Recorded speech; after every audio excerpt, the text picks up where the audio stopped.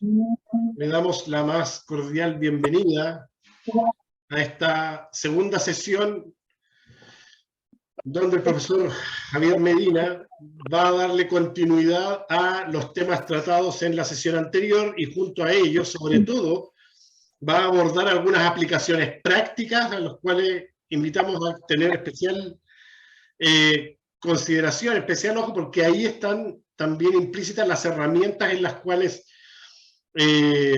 podemos ir abordando y aplicando la prospectiva.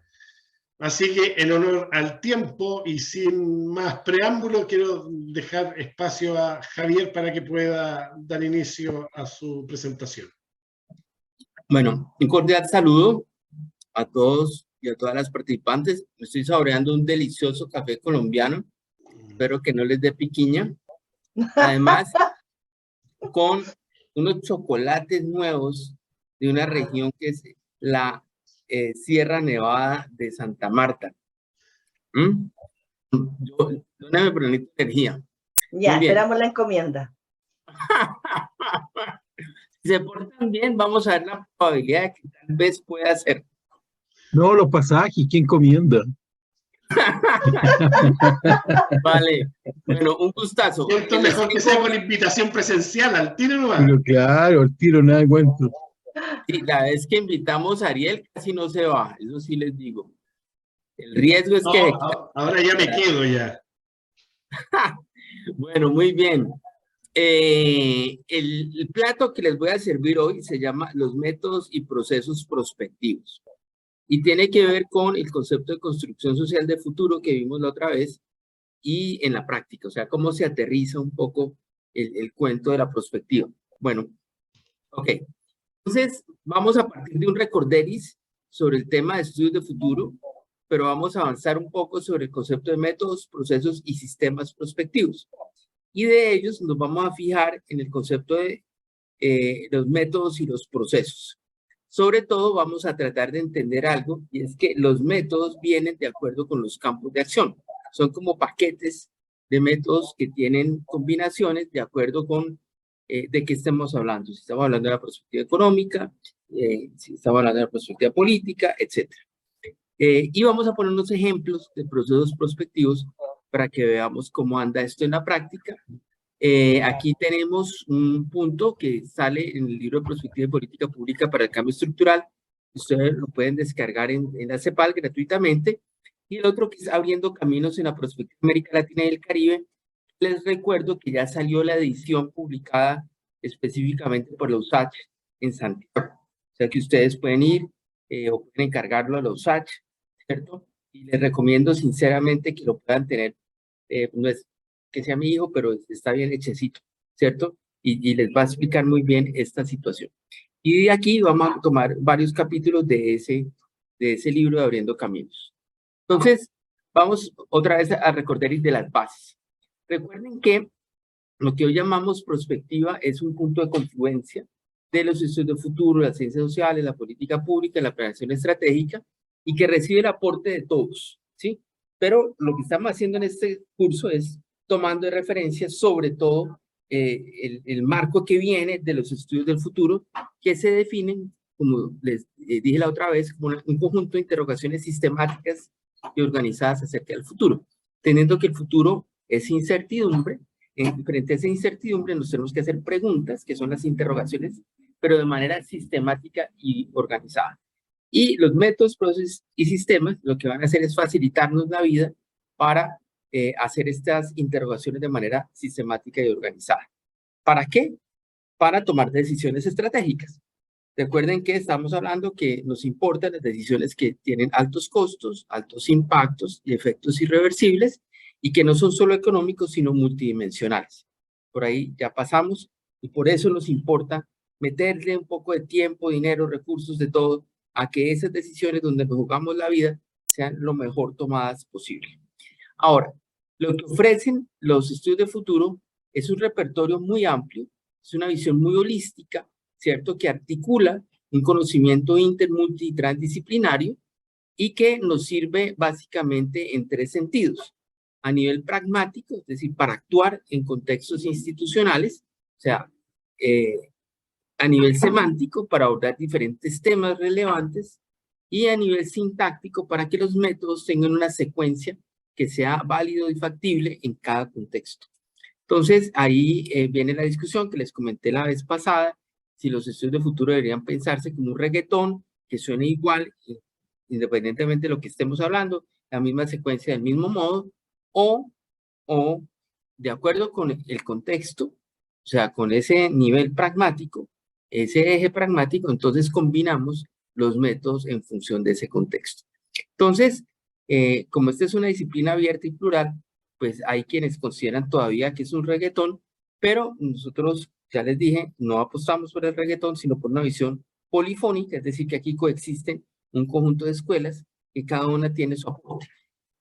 Ese aporte se entiende muy bien si abordamos lo que vamos a llamar el eje semántico, o sea, los temas. O sea, una cosa son las escuelas tecnoeconómicas, ahí les coloco los diversos nombres en inglés: investigación de futuros, forecasting o pronóstico, dinámica de sistemas, inteligencia de negocios, inteligencia competitiva, análisis tecnológico orientado hacia el futuro.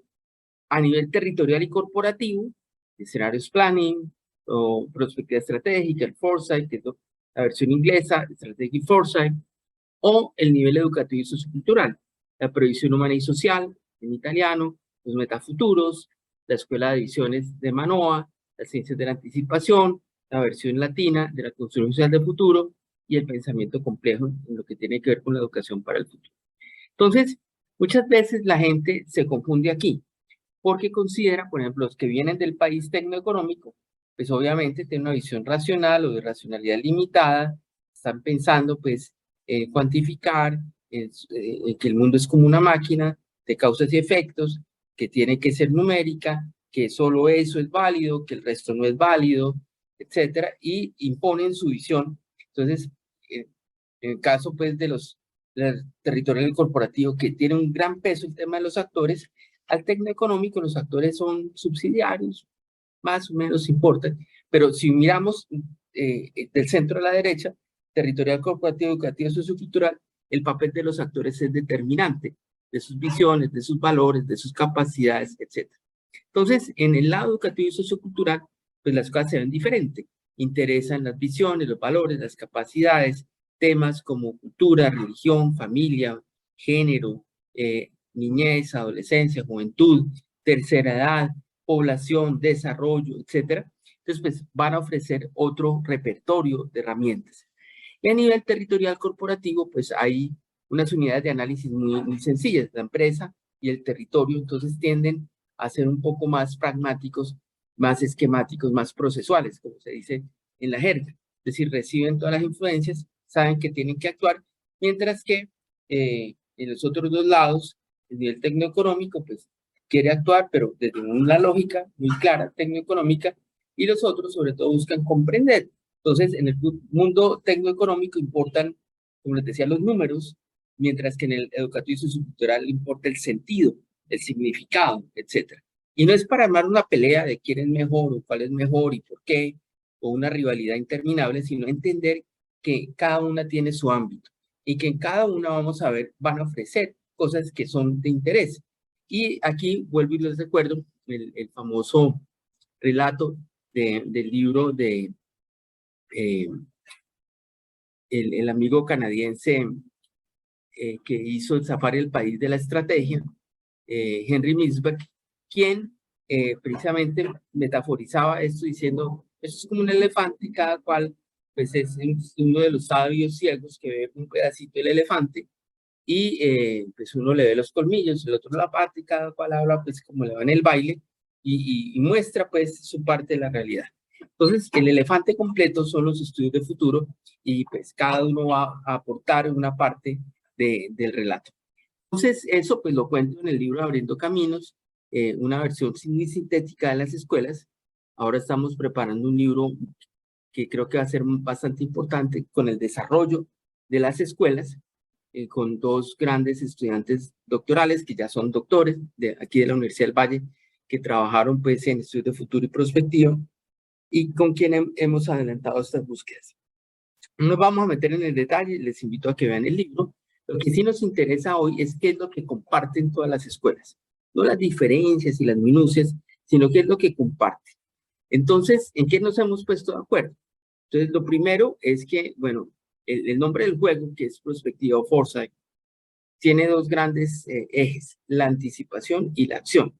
La anticipación no es, como diría mi abuela, para contemplar el panorama, es para actuar.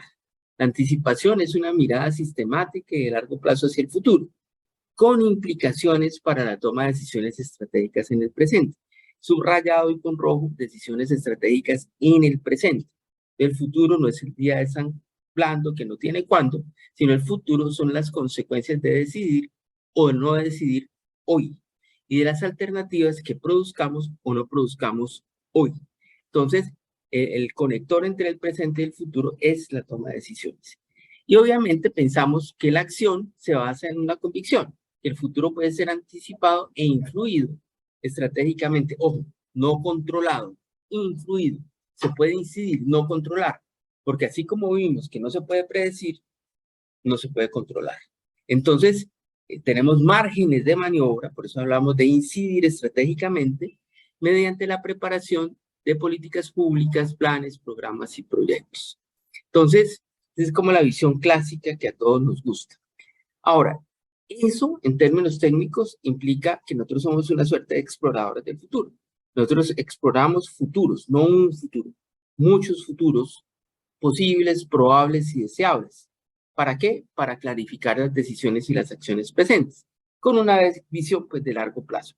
Entonces, esa visión que es la clásica y que aún domina en muchas escuelas, en América Latina la interpretamos de otra manera. Y es que la segunda palabra clave con la cual podemos definir la perspectiva es la construcción de futuros. Esta expresión, ¿qué significa? Que no basta con anticipar y crear imágenes de futuro alternativas, sino que necesitamos construir visiones de futuro y pasar del dicho al hecho, de la visión al proyecto de futuro.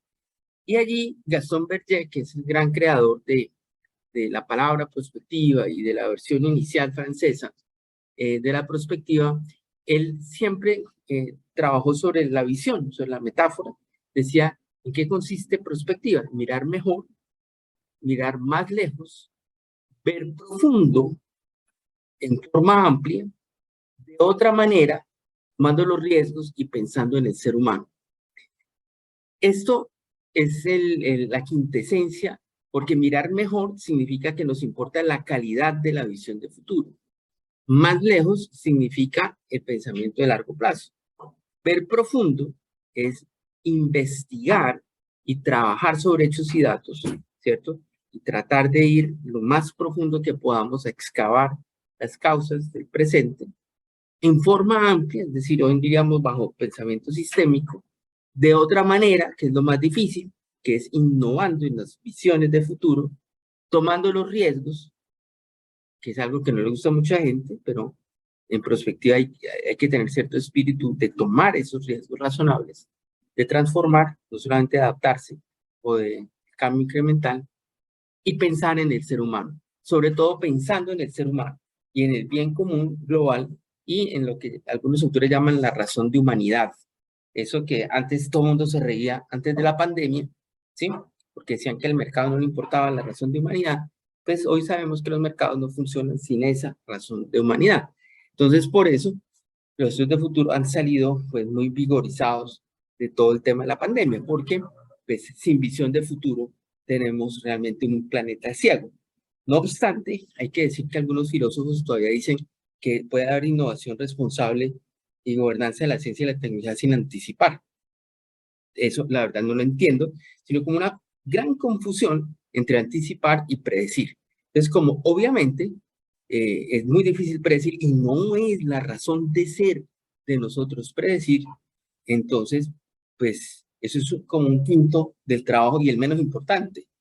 Lo que importa, vamos a ver ahora, son otras funciones de la prospectiva. Entonces, quienes dicen que la anticipación no sirve porque no puede predecir es porque nunca entendieron que la función primordial de este tema no es predecir, sino crear alternativas de futuro. Entonces, por eso, pues, quema de malas, como decimos aquí en Cali, como la piraña mueca. Imagínense una piraña mueca en el Amazonas, no puede hacer nada, porque está fuertemente equivocada esa visión. A nosotros lo que nos interesa es la calidad de esa visión, explorando esos futuros posibles.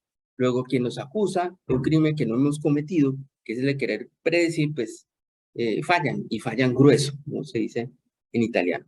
Y además no solamente nos interesa mirar mejor, sino tomar los riesgos y pensar en el ser humano. Y esa ética y esa impronta humanista es cada vez más importante en un mundo interdependiente.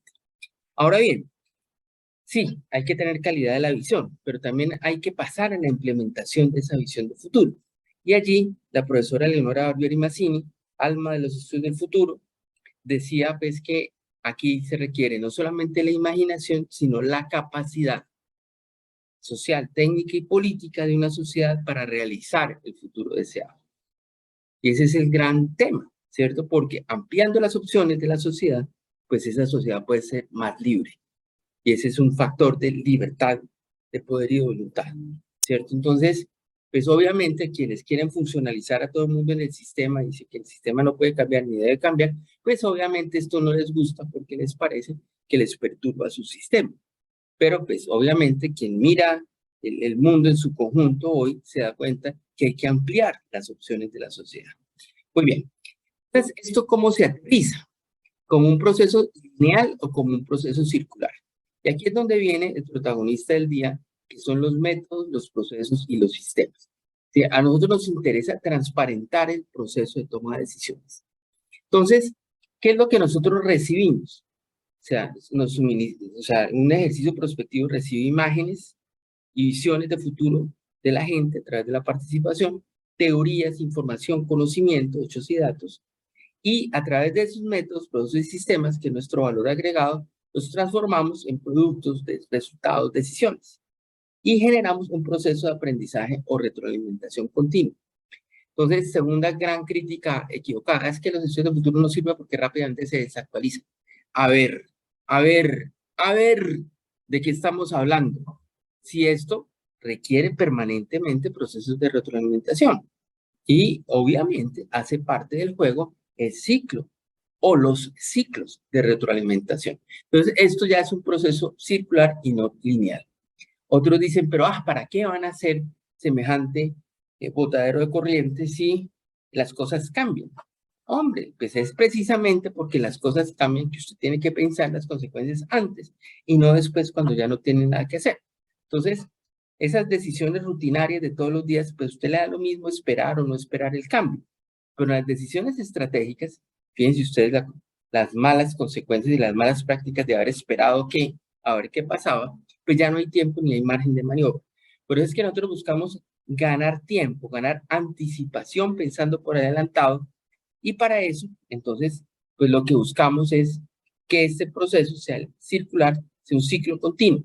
Ahora, ¿qué pasa si no es así? Es decir, si en lugar de transparentar cómo tomamos las decisiones, ocultamos cómo tomamos las decisiones, pues pasa lo mismo que con las empanadas chilenas, que son muy sabrosas hasta que uno sabe cómo las hace, ¿cierto? Y si nosotros supiéramos cómo toman las decisiones en el Congreso, en los consejos directivos, en las asambleas, etcétera, pues seguramente no nos gustarían las empanadas. Entonces, evidentemente, transparentar el proceso de toma de decisiones implica no decidir por ensayo y error, ni decidir por intuición, sino tener un proceso sistemático y organizado. Entonces, para eso, entonces nosotros decimos, bueno, ¿cuáles son los productos, las salidas de la prospectiva? O sea, si ustedes abren un estudio prospectivo aquí en Cafarnaum, ¿eso qué contiene? Si vemos un estudio que diga futuro de la energía de Colombia en la transición energética hacia el 2050 y 70, abrámoslo. O cojamos el estudio, por ejemplo, de la transición y transformación demográfica de China hacia el 2060. ¿Qué hay? Nosotros tenemos casi siempre análisis de tendencias, análisis de drivers o factores de cambio, escenarios, pronósticos, listados, por ejemplo, de tecnologías críticas o de asuntos críticos. En el caso de prospectiva tecnológica, mapas de caminos tecnológicos, las famosas hojas de ruta o roadmaps, o sea, qué es primero, qué es segundo, qué es tercero, qué se invierte, en qué horizonte temporal, prioridades de investigación e información de talento humano y recomendaciones de política. Entonces, si hiciéramos un estudio BioBio 2060, ¿sí? Entonces, pues tendríamos al final que entregar eso, ¿cierto? ¿Cuáles son las tendencias, factores de cambio, escenarios, pronósticos, etcétera? Muy bien. Y hasta ahí llegamos nosotros. ¿Y qué pasa con eso? Entonces lo coge el sistema de ciencia y tecnología, o el sistema productivo, el sistema político, el sistema que sea, y lo convierte en nuevas políticas o estrategias, nuevos productos, bienes o servicios, nuevos posicionamientos, por ejemplo, ir al mercado A, ir al mercado B o C, nuevas alianzas estratégicas, nuevos procesos o prácticas de trabajo, nuevos paradigmas, visiones, retos, desafíos, nuevos programas, por ejemplo, nuevos fondos, nuevas líneas de financiamiento, nuevos protagonistas. Caso, por ejemplo, en el BioBio, nuevos centros, nuevas redes, nuevas fundaciones, nuevos actores sociales. Entonces, obsérvese bien que en esos impactos el común denominador es la palabra nuevas o nuevos. Es decir, que lo que nosotros producimos es la antesala de la innovación, ¿sí? Pero normalmente nosotros llegamos hasta las recomendaciones. Pero esas transformaciones, digamos, nosotros no las hacemos. Suministramos las bases para que se haga, ¿sí? A menos que, como en otros sistemas, pues hay una gran integración y el mismo que anticipa es el que produce la decisión. Pero normalmente las oficinas de prospectiva, etcétera, entregan esos productos, ¿sí? Porque obviamente los impactos son de más larga data. Lograr el impacto de una nueva política o estrategia toma años, mientras años después, ¿cierto? En fin. Entonces, esos son los productos, esos son los impactos que generamos. Ahora, entonces, ¿cómo es que nosotros construimos socialmente futuros en la práctica? Entonces, los entornos varían en niveles de complejidad, así como los hospitales que hay de primer, segundo, tercer, cuarto nivel de complejidad. No es lo mismo atender a un paciente en un puesto de salud en la esquina que una neurocirugía. El uno es nivel 1, el otro es nivel 4. Y obviamente para hacer la neurocirugía, que es el nivel 4, entonces necesitamos una altísima preparación. Entonces, aquí es lo mismo. Primero empezamos conociendo los métodos. Con los métodos podemos hacer ejercicios, podemos hacer proyectos. Después nos vamos especializando y vamos manejando procesos. Y más adelante, cuando ya manejamos los procesos, podemos trabajar sobre sistemas prospectivos. Entonces, en América Latina nos sabemos muchos métodos, conocemos algunos procesos, pero casi no tenemos sistemas prospectivos. Y obviamente los países más avanzados pues acumulan sus capacidades y tienen sistemas prospectivos. Ahora vamos a ver las diferencias. Hay organizaciones sistemáticas y organizadas con plata, con poder, con gente que se ocupan de estos asuntos. Entonces vamos a ver esto en varias diapositivas. Entonces, primero, antes de entrar a ver pues, cómo se configura eso, veamos los métodos. Entonces, los métodos pues, se diferencian en tres grandes clasificaciones. Lo normal, como en las ciencias sociales, es distinguir entre métodos cualitativos, métodos cuantitativos y métodos semi-cuantitativos. Los cualitativos, por ejemplo, una lluvia de ideas, que estimula la creatividad de un grupo cuando se trata de hacer algún análisis estratégico. Los cuantitativos, que obviamente están llenos de indicadores, de información, de estadística, de data, que tienen pues elementos numéricos. Y los semi-cuantitativos es cuando nosotros, por ejemplo, hacemos votaciones. Lo que hacemos es contar percepciones. ¿Cuántos piensan así? O más sofisticadamente cuando hacemos un método Delphi, que lo hacemos con unas encuestas sofisticadas con varias rondas. Entonces, pero es lo mismo, estamos contando cuántas veces Pepinito y Sutanito votaron por A o por B o por C opción, ¿vale? Entonces, ahí no estamos con verdades, estamos contando subjetividades. Ahora, por tipo de enfoque, hay dos grandes vías de orientación hacia el futuro. Lo que llamamos los métodos evolutivos, o sea, van pasado, presente, futuro, evolucionando como se trabaja un sistema. Para hacer prospectiva territorial, necesitamos saber de dónde viene BioBio, por lo menos en los últimos 100 años, dónde está el BioBio, ¿sí? Y dónde podría estar en los próximos 50, 40 o 30 años, ¿vale? Pero la secuencia es pasado, presente, futuro. Y lo que llamamos los métodos revolucionarios, que aquí quítenle toda la connotación ideológica, significa pararse en un futuro, ¿sí? Devolverse al presente, que se llama el backcasting, ¿sí? Y después tratar de llegar hacia el futuro. Ah, ¿quién hace eso? Bueno, piensen ustedes en temas como la conquista a Marte, por ejemplo, que está resolviendo problemas que aquí en la Tierra no existen. Entonces tienen que pensar cosas que aquí no han ocurrido, después de volverse en la NASA al planeta Tierra a ver cómo van a llegar allá. Entonces, lo que es la ciencia y la tecnología de frontera piensa mucho así, sin las restricciones del presente. Y también hay una combinación de métodos evolutivos y revolucionarios, o exploratorios y normativos. Pero cuando hablamos normativos, ahí no estamos hablando jurídicos, sino cuando estamos planteando deber ser de las cosas. Ahora bien, eso por un lado.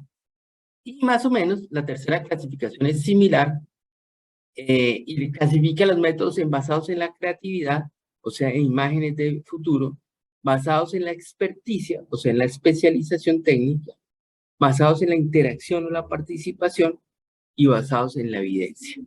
Entonces, Rafael Popper es un experto venezolano de origen húngaro que trabaja muy bien esto, que estudió en Manchester, trabaja en Manchester y está en Finlandia y Polonia. Creó este diagrama que hereda un poco la tradición de Manchester del trabajo de Denis Loveridge y lo estructura un poco mejor y que nos muestra un poco como la síntesis de lo que serían los cuantitativos, cualitativos y semicuantitativos con los métodos basados pues en las fuentes de conocimiento. Entonces, y un poco esto es lo que adopta la Comisión Europea en el Instituto de Estudios de Prospectiva Tecnológica. Entonces, lo primero, para que nadie vaya a decir que aquí nos sacamos las cosas de la manga, es la evidencia, ¿cierto? Y la evidencia significa aquella información que proviene de hechos y datos. Y obviamente, basado sobre todo en métodos cuantitativos, que son los rojos.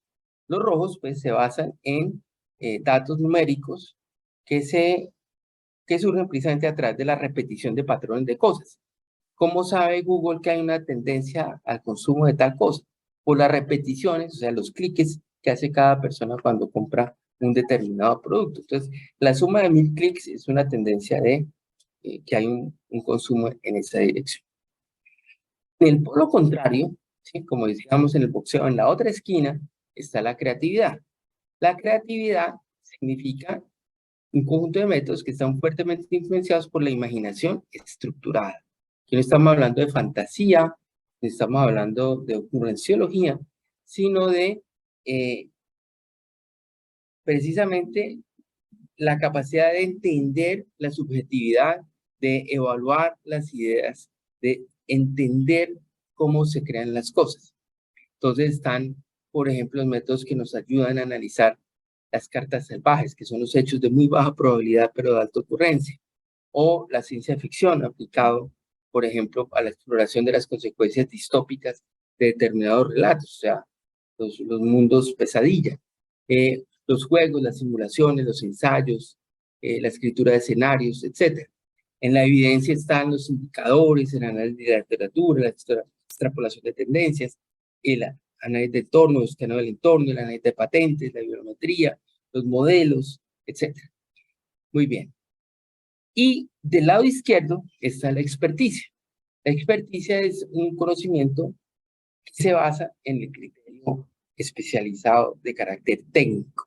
Entonces, si vamos a preguntar por los factores determinantes en los nanomateriales, en la industria forestal hoy, entonces, pues, esa no es una conversación democrática. O sea, allí sabe un conjunto de especialistas, ¿cierto? Y pues, independientemente de qué piense yo de la democracia, el hecho es que para hacer un panel de expertos, pues hay que tener un criterio de quién sabe. Y ese quién sabe, pues está determinado por unos criterios. Que haya publicado artículos científicos, que haya participado en políticas públicas pertinentes, que tenga patentes, que tenga, bueno, un dominio especializado en el punto. Entonces, ahí están en los mapas tecnológicos, los análisis de tecnologías críticas o claves, los escenarios cuantitativos, las entrevistas, etc. Pero como ahí no se acaba el mundo, sino que existen decisiones donde el peso de la sociedad civil es muy importante y la participación, están los métodos basados en la interacción. Y esos pues tienen que ver con consultas ciudadanas. Entonces, por ejemplo, los paneles de ciudadanos, las conferencias, los seminarios, las votaciones, los juegos de actores, los talleres, etc.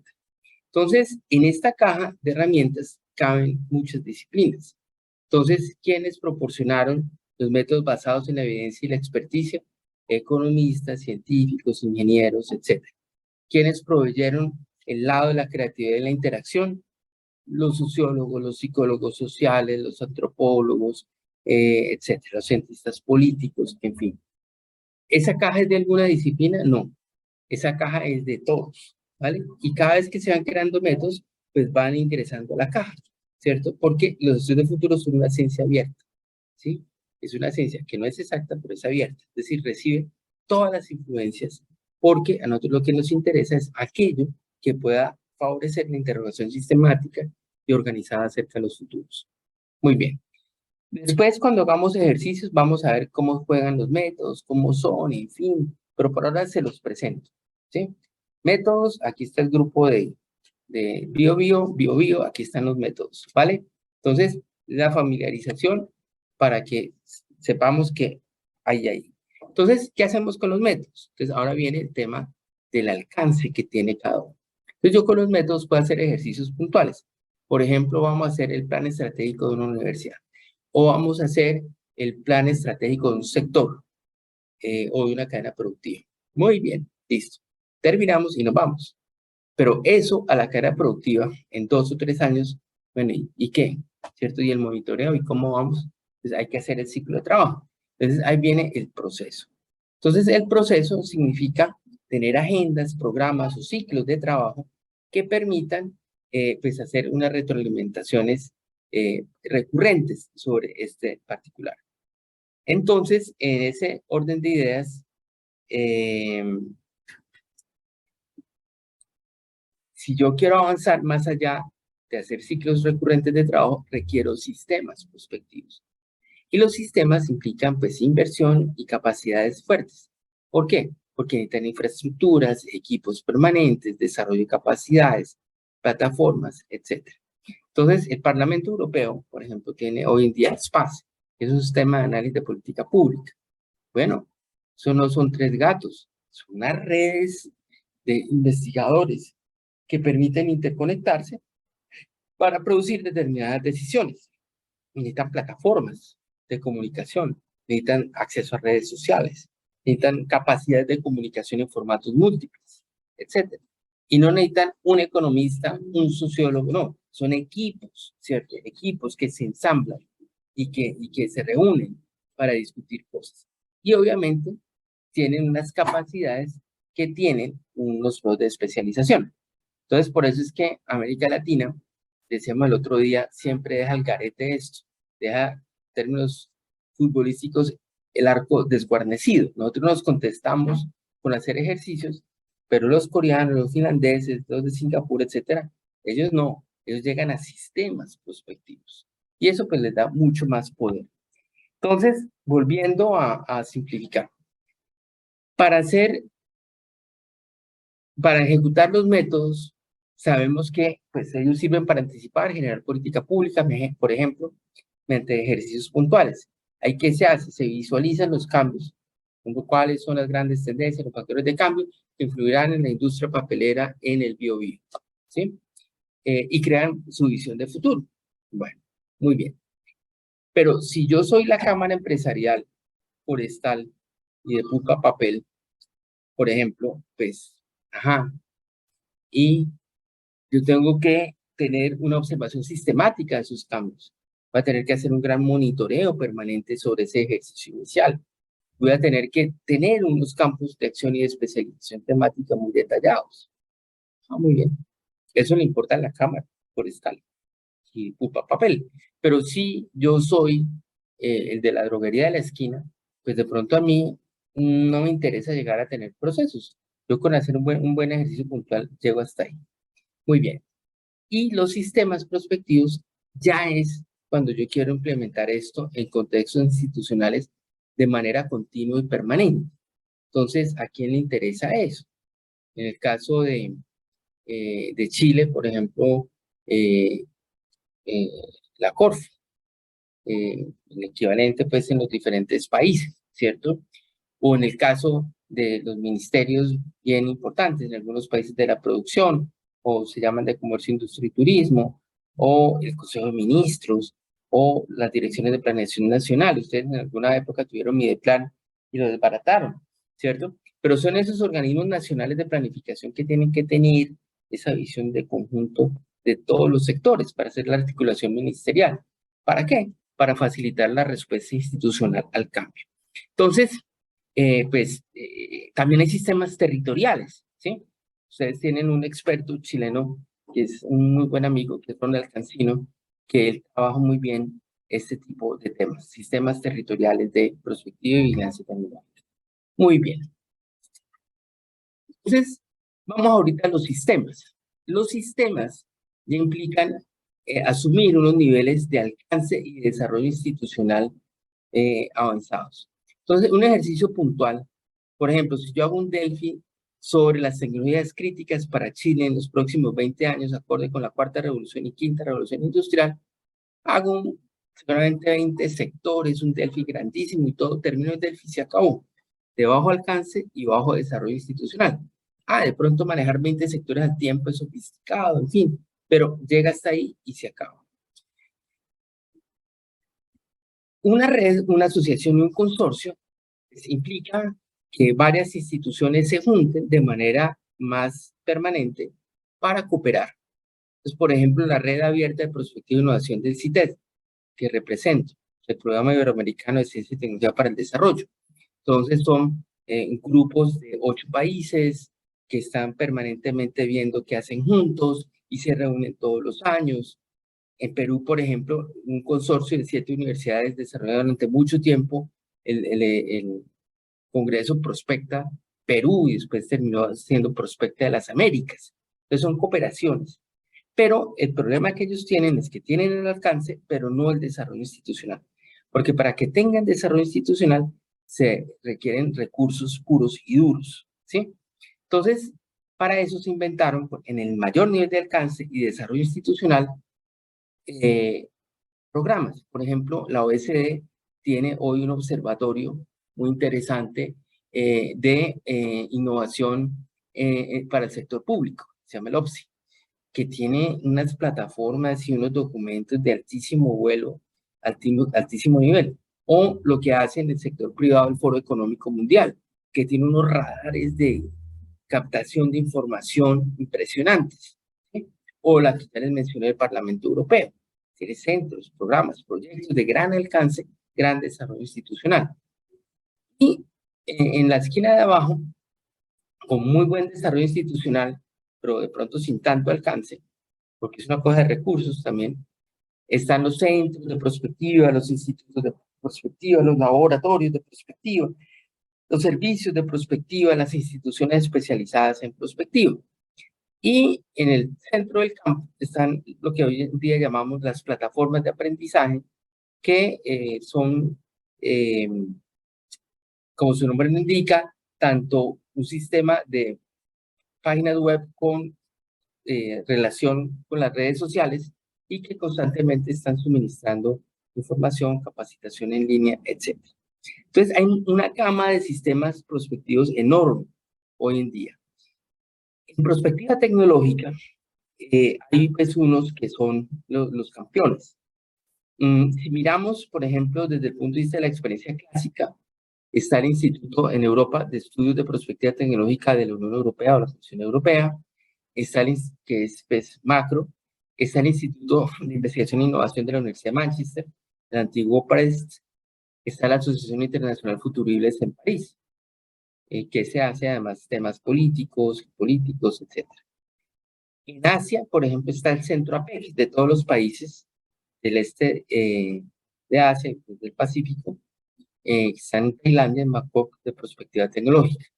Y 2 hermanitos que son el Instituto Japonés y el Instituto Coreano de Planeamiento y Evaluación de la Ciencia y la Tecnología. altísimamente especializados en esto, unas trayectorias envidiables y unos equipos fabulosos. Y uno más reciente, que es el Instituto Malayo de Forsyth. Muy bien. Y hoy en día, digamos, en el campo norteamericano, podemos tener la Universidad de la Singularidad, que está en Silicon Valley, que es una unión de recursos de entidades públicas y privadas, desde la NASA hasta las grandes corporaciones, que invierten en la exploración de las fronteras de la revolución científica y tecnológica. Está uno que hace monitoreo del campo científico y tecnológico, que es el TechCat Global, que está en Washington. Está el Millennium Project, que es una gran organización internacional que tiene nodos, casi 70 puntos territoriales en el mundo, países, ciudades, etc. Y en América Latina, pues tenemos una especialidad, que es construir y destruir instituciones, o crearlas y después desmantelarlas. Entonces, en el caso del Centro de Gestión de Estudios Estratégicos de Brasil, que tuvo un proceso ascendente hasta Bolsonaro, está el Centro de Planeamiento y Evaluación, perdón, el Centro de Planeamiento del Consejo de Ministros de Perú, ese plan, el Ministerio de Ciencia y Tecnología para la Innovación Productiva, que en los últimos 12, 14 años, digamos, han tenido momentos interesantes. Entonces, aquí tenemos el concepto de sistema prospectivo, o sea, aquí no son tres gatos viendo a ver cómo se rebuscan la plata para sobrevivir. Aquí son conceptos pues, de tanque pesado, ¿sí? Que tienen inversiones, que tienen bases de datos, que tienen conocimiento de frontera, que se la juegan en publicaciones, que tienen muchísimos productos, etc. Entonces, para que veamos cómo funciona uno, hace unos años se propuso el centro pues, de prospectiva de la Comisión Europea y cómo opera, cómo se esperaba que operara. Entonces, bueno, ustedes son un parlamentario europeo, entonces tienen una inquietud, por ejemplo, que yo quiero ver cómo se van a alimentar mis mascotas en el metaverso. Entonces, bueno, entonces hacemos una demanda, ¿cierto? En un formato corto y a partir de ahí el centro dice, bueno, ¿la acepta? ¿No la acepta? Bueno, esta no. Esta es muy superficial. Pero entonces miremos, por ejemplo, las tendencias agroalimentarias en el resto del mundo en las próximas décadas. Eso sí nos interesa. Entonces, la admitimos y hacemos una investigación en profundidad. Entonces, ahí tenemos una serie de herramientas. Tenemos un sistema de exploración de escenarios, un conjunto pues, de exploración de megatendencias, una visión pues, de desarrollo industrial, un sistema de análisis de la complejidad, y tenemos una comunidad de práctica bárbara, ¿cierto? Brutal, de gente que incorporamos para consultas especializadas. Y con eso proveemos, por ejemplo, información y toma de decisiones. Entonces, aquí es donde está el hub de megatendencias. Entonces, cuando ustedes vean, ustedes pongan en Google Orbis Foresight y los lleva a Orbis, en el Parlamento Europeo, es un sitio tal vez el mejor del mundo hoy, ¿sí? Pero detrás de Orbis hay una cantidad de trabajo impresionante, ¿sí? O el caso que les contaba del Foro Económico Mundial. Hacen análisis de horizontes, o sea, vigilancia del entorno, tendencias tecnológicas, te procesan eso y te lo entregan, ¿sí? ¿Cuáles van a ser las tecnologías críticas para la transición energética y digital de la Unión Europea? Entonces, uno abre los documentos y dice, qué chévere. Bueno, detrás de ese qué chévere hay equipos de trabajo que trabajan así y procesan así la información. Muy bien. Entonces, para resumir, entonces lo que me interesa es que la construcción de futuros, pues implica abordar diferentes niveles de complejidad, como en la salud, y el primer nivel de complejidad son los métodos, ¿cierto? Segundo nivel, los procesos, el tercero, los sistemas. O sea que el aprendizaje de esto simplemente es cuestión de tiempo, ¿vale? Que si yo puedo acelerar esto, claro, pero tiene que invertir y tiene que desarrollar capacidades aceleradamente. Eso están haciendo hoy los árabes, por ejemplo. Así como la década pasada lo hicieron, por ejemplo, los malayos. Pero los finlandeses están en esto desde los 80, los coreanos en forma desde los 90, los japoneses desde los 70, ¿sí? Y esto no es cuestión, como les digo, de de un gurú que habla y habla y habla, no, son equipos de procesamiento sistemático de información. Y en América Latina han ido emergiendo sistemas de esta naturaleza de manera muy interesante. Por ejemplo, uno que conocí hace unos años, en 2019, en Ceará, en Fortaleza, muy decente, ¿cierto? Capacidad de procesamiento de información, de perspectiva tecnológica, ocupacional, la industria, la gente del trabajo, la gente que viene de las universidades, se juntan, un observatorio, 5 estrellas. O, por ejemplo, en el estado de Hidalgo, en México, tienen un laboratorio hoy muy bonito, enorme, muy chévere, para el análisis de toma de decisiones. También impecable, ¿sí? Bueno, y América Latina se ha ido llenando de observatorios. A mí no me gusta tanto eso, me gusta más el laboratorio, que tiene una connotación más interesante. Unos se varan en el camino, por ejemplo, el Observatorio Hondureño de Ciencia, Tecnología e Innovación, Observatorio Prospectivo. Hay centros que van mejorando, como el Centro de Estudios de la Universidad Nacional de Cuyo en Mendoza, el Instituto de Prospectiva de la Universidad del Valle, ¿sí? Etcétera. Entonces, el tiempo medido para que madure una organización de estas, si bien puede producir resultados buenos desde el principio, para que se consolide, se afirme, ¿sí? Son alrededor de unos 10 años mínimo, ¿sí? Y la superexcelencia, pues así global, entre 10 y 15 años. Entonces, Orbis mismo y la gente de SPAS del Parlamento Europeo lo han confirmado. O sea, esto es un proceso de acumulación de capacidades. ¿Y qué tiene que ver pues con el ciclo de vida de los equipos altamente competitivos o equipos de alto desempeño? Entonces, todo el mundo se acuerda del Milan de Arrigo Sacchi en los 90, que era invencible, o el Madrid de Ancelotti y de Zidane, que ganaron todo. Bueno, se les acaba el ciclo de vida y se comienzan a ir y los equipos caen en su rendimiento. Entonces, también los equipos de prospectiva se parecen un poquito, implican una cohesión de gente que trabaje a alto nivel durante un número de años importante. La diferencia está que nosotros en América Latina desbaratamos esos equipos muy rápidamente, mientras que en Asia, etcétera, pues les dan unos ciclos de vida mucho más largos y por tanto tienen más consistencia. ¿Hasta ahí hay alguna pregunta, queja o reclamo, por favor? Bueno, entonces ahora vamos a entrar como en una materia más aplicada, ¿vale? Javier, dime. Antes de entrar a esta parte aplicada, tengo una pregunta que a mí me da vuelta desde siempre respecto de la creación de estas cosas, sobre todo por este lado, digamos, por estas tierras. ¿Cómo en la experiencia de ustedes que han ido estando en distintos países de Latinoamérica, cómo podemos hacer para ir construyendo ciertas convicciones institucionales de la importancia de contar con equipos de este tipo? Porque ocurre que acá nuestra lógica de proyectitis aguditis nos lleva a que los proyectos son financiados por 2-3 años y quieren resultados ya, inmediatos, ¿ya?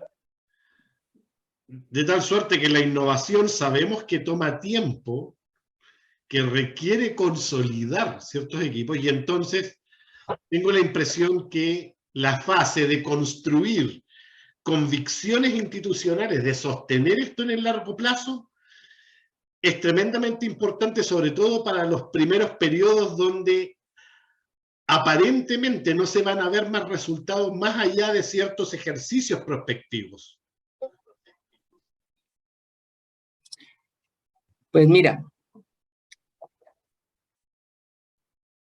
ahí es donde está, digamos, la diferencia cultural más importante, Ariel, en el mundo hoy, ¿no? O sea, nosotros vivimos en ciclos muy cortos, ¿cierto?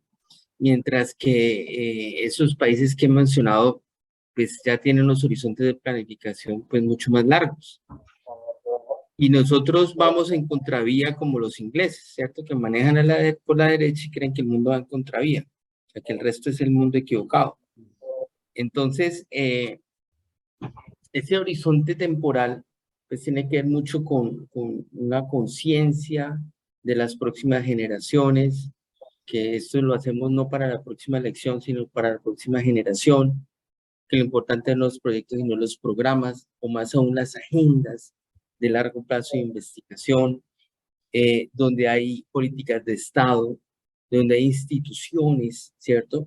Donde hay sistemas o ecosistemas detrás que favorecen ese tránsito. Entonces los coreanos hacen sus planes de desarrollo y piensan en la nueva generación, en la próxima administración, perdón. Entonces nosotros volvemos como todo a empezar cada ciclo de gobierno. Entonces son reflexiones de mucho fondo, porque ese cortoplacismo, esa chéveridad en la que andamos, pues realmente nos impide pensar esos problemas macro del mundo, ¿sí? Aunque hay más conciencia, de todas maneras, por un lado va la conciencia y por el otro los mecanismos institucionales. Entonces, por ejemplo, yo sé que el Congreso chileno hoy está discutiendo en la Comisión de Futuros el tema de una nueva institucionalidad para la prospectiva en Chile, porque para poder amarrar estos temas de mediano y largo plazo, pues hay muchas maneras y hay muchas experiencias internacionales de lo que hoy en día se llama la gobernanza anticipatoria, que es cómo combinar la prospectiva con la política pública y las instituciones, ¿sí? Para que esto pueda funcionar. Entonces, está claro que prospectiva sola no va a transformar, es muy difícil. Se necesita que venga acompañada por esos temas, pero eso es lo que hoy en día, por ejemplo, en la OECD y en la Unión Europea, pues lo tiene muy, muy claro. El tema de la gobernanza anticipatoria. Y en el caso de organizaciones empresariales, donde el sentido de urgencia a veces es mucho mayor, ¿ya? Porque las cuentas hay que pagarlas mañana o hoy día. ¿Cómo podemos ir construyendo ahí? Esa es sobre todo una construcción de cultura empresarial. Hoy en día uno de los mejores ejemplos de prospectiva lo hace una organización que se llama Sura, que tiene que ver con seguros y negocios conexos y complementarios, que comenzó como una empresa regional en Antioquia, después se volvió una empresa nacional, que es una multilatina, y hoy es un grupo económico. Y el grupo Sura, porque es un grupo que tiene presencia en varios países de América Latina, es como la cuarta aseguradora hoy, tiene por ejemplo, una unidad de riesgos y tendencias espectacular, que tiene gestión de conocimiento, donde no solamente la capa estratégica, sino la operativa, tiene mucha contribución al análisis de tendencias, y eso ha reformulado los modelos de negocio de Sura, y hoy son la segunda empresa más innovadora del país. ¿Ves? Y hablando con ellos, es una construcción de unos 7, 8 años de cultura que tiene resultados desde el principio, pero hoy están volando, man. ¿Sí? Entonces, y ese es un grupo económico que evolucionó de una empresa a un grupo regional, y un grupo regional a una multilatina, ¿no? Entonces, ahí tiene que ver mucho también con las culturas gerenciales, Ariel, ¿sí? Porque, digamos, el que vive en la improvisación, el que vive en la sobrevivencia, pues en la sobrevivencia se queda todo el día. O sea, esto le interesa a los que quieren crecer y a los que quieren generar nuevos desarrollos, ¿sí? El que sobrevive, pues se queda en el mundo de la rutina, en el mundo de la crisis, y en el mundo, pues, de la precariedad. Pero es una precariedad también autoinducida, ¿cierto? Porque, pues, siguen con la improvisación en la toma de decisiones, etc. Entonces, son círculos viciosos que se autorrefuerzan. Entonces, pero hay muchos ejemplos de empresas que pueden hacer sus planes estratégicos, o sectores también, porque a veces no son solo las empresas, los sectores, los gremios, los que asuman esa función. ¿Ves? Entonces, eso tiene que ver con la apertura del aprendizaje. Creo que el INET había alzado la mano. No, pero bueno, ya que me preguntas o me da la oportunidad para opinar, de qué manera, por ejemplo, ese mismo sentido de urgencia que hablaba Ariel, y en el caso de los proyectos con fondos públicos, en donde las instituciones, los equipos de investigación, las áreas disciplinares pueden desarrollarse y desenvolverse con esos fondos públicos? ¿De qué manera, por ejemplo, compatibilizamos esa perspectiva en el momento en que uno quiere tener un resultado, pero no lo puede visibilizar porque hay una protección intelectual de por medio? ¿Cómo compatibilizamos eso con la empresa, en donde a la empresa sí le interesa que eso sea muchas veces un bien inmediato, un beneficio inmediato, perdón? Bueno, esa es una pelea interminable si la dejamos al nivel de empresas y universidades, unos versus otros. Para eso se inventaron los sistemas regionales y nacionales de innovación. Y es a ese nivel macro, ¿sí?, donde toman solución eso que a nivel micro es muy complicado, porque los sistemas sí pueden introducir los incentivos para los cambios de comportamiento. Entonces, pongamos el caso de Brasil, ¿sí? Yo no sé en Chile, pero en Colombia había una eterna pelea, y es, bueno, yo como Estado no estoy dispuesto a financiar a Pepinito a que haga su estudio doctoral si Pepinito no tiene una institución de base. ¿Qué significa una institución de base? Que cuando regrese al país, vuelva a la institución de origen. Bueno, entonces es como no hay casi instituciones de base que quieran financiar a Pepinito o aceptarlo a su regreso, entonces había poca oferta y demanda de gente que hiciera estudios doctorales. Entonces, en Brasil dijeron, cambiamos los incentivos. Entonces, lo que nos interesa es que Pepinito esté en el sistema. No importa si hoy está en la institución A, o mañana en la B, o después en la C, ¿sí? Nosotros le vamos a pedir a Pepinito que esté en el sistema, que donde esté en el sistema contribuya al desarrollo regional. Y ellos introdujeron en algún tiempo medidas como estas. Bueno, muy bien, Linet, te vas para el Amazonas. Hiciste estudios doctorales, bien. Entonces presta servicio, así como servicio militar, 1 año en el Amazonas. El Linet se iba, 1 año. Entonces allá prestaba sus servicios científicos y tecnológicos y después volvía, estaba en el sistema, ¿sí? Entonces, hay sociedades que son mucho más inteligentes para resolver esos cuellos de botella. Nosotros nos ahogamos en un vaso de agua, ¿sí? En Colombia, en muchos países, ¿sí? Entonces, esos sistemas normativos hay que flexibilizarlos y transformarlos. Hoy, ese es un tema de mucho interés, que es la perspectiva de los marcos regulatorios.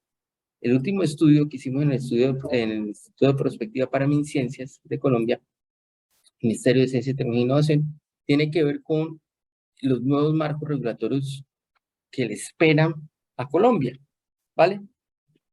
Comparando pues las legislaciones de otros países, en fin, y resulta que nosotros, Linet, estábamos llenos de cuellos de botellas autoinducidos, lo que nosotros llamamos los autoamarres. O sea, nadie, ni Rusia, ni China, ni nadie nos prohíbe, no. Fueron unas leyes que por ahí se hicieron, quién sabe hace cuánto, que como todo el mundo sigue el sendero y el sistema se autoamarró. Pues esos sistemas hay que evolucionarlos. Hay que tener un mapa de esas políticas públicas y esos incentivos y esas medidas que hay que tener. Y para eso hicimos un ejercicio de prospectiva muy chévere. ¿Me entiendes? Entonces, hay ahí muchas enfermedades autoinducidas, ¿sí? Muchas. Y que tiene que ver con rupturas, ¿cierto? Quiebres, como diría Fernando Flores, quiebres que permitan que la conversación evolucione. Te doy un ejemplo, Linet. En las universidades nosotros nos ahogamos con esa idea que las infraestructuras son de grupos de investigación o de departamentos, ¿no? Entonces, caso, por ejemplo, en mi universidad hubo muchísimos años, o sea, por ahí 15 o más, para que se pusieran de acuerdo 3 facultades, Ciencias, Ingeniería y Salud, para hacer un programa de bioingeniería. Y para que tuvieran laboratorios estratégicos compartidos. ¿Te suena conocido, Linet? Ni te imaginas cuánto. Bueno, esas son, perdóname, es un término colombiano, eso es una tara mental que tenemos nosotros los académicos. Así tengamos 100 doctores con el más alto nivel, tenemos esa tara. porque o el equipo es tuyo o es mío, pero compartirlo, eso sí que no, ¿cierto? Mira, cuando yo fui vicerrector de investigaciones me llegaba, por ejemplo, Ariel en la izquierda y Eduardo en la derecha. Estaban diagonal 30 metros y cada uno quería el mismo laboratorio, ¿vale? Entonces, y nadie quería ceder, ¿no? Cuando a mí me nombraron en junio, entré en julio y estaba en vacaciones, bueno, llegamos en agosto y la idea es que habíamos ejecutado 0 de presupuesto, porque no nos poníamos de acuerdo las facultades en las prioridades. Póngale cuidado. Y todo el mundo peleando por su cosa micro, hasta que me ocurrió la fórmula, pues, en el momento. Bueno, a ver, pongámonos de acuerdo. Ustedes son capaces, ciencia, ingeniería y salud, que son los que más gastan en infraestructura, de rotarse. Es decir, un compromiso de caballeros y el año 1, Linet, el año 2, Eduardo, y el 3, Ariel. Pero eso sí, lo que pidan ese año es una infraestructura transformadora y renovadora de su facultad. Entonces, pregunta, ¿quién tiene el primer impacto de ustedes 3 de talla mundial? Pues? Y pongámonos de acuerdo, creemos gobernanza, el que lo tenga, a ese lo asumimos. Entonces, levante la mano de salud, yo. Y resulta que el tipo se le venía el mundo encima, porque como en marzo del año entrante iba a traer un premio Nobel, iban a tener un centro de estudios cerebrales. Pero el tipo estaba desesperado porque no tenía las máquinas ni nada para hacer las prácticas y era un curso latinoamericano aquí. Bueno, ese es el ejemplo perfecto. Entonces, bueno, es pacto de caballeros. Este año nos gastamos toda la plata, pero compramos ya, ¿sí? Para que no nos dé diciembre sin haber gastado. Y el año entrante, bueno, Ariel y pasado Eduardo, listo.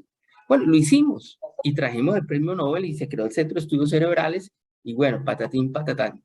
Entonces, ahí, Linet, hay mucha transformación cultural, ¿sí? Y de tener claro las apuestas más largas, porque si no, todos nos morimos a los sablazos.